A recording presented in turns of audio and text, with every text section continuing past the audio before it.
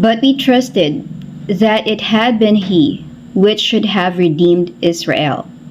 So they are disappointed. They're expecting a warrior who is, well, physically who would physically overthrow Rome. As to what they have been doing and their ancestors in the book of Judges. If you could read through the book of Judges, it's the kind of book that you would say, not again, Israel. Not again. You didn't ask for it. You didn't just do that.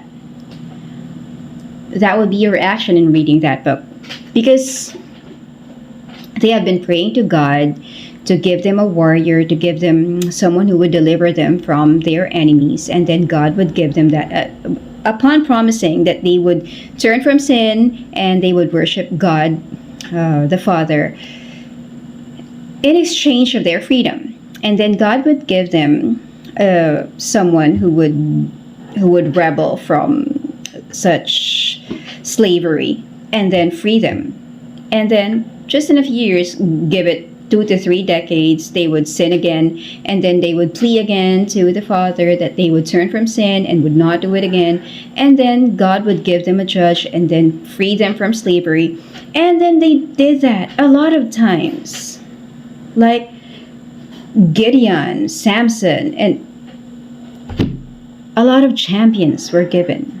And now they are expecting same thing with Jesus, to come as someone with a sword and be killing and murdering and then free them, Allah. That's why they are disappointed, because the Messiah who came,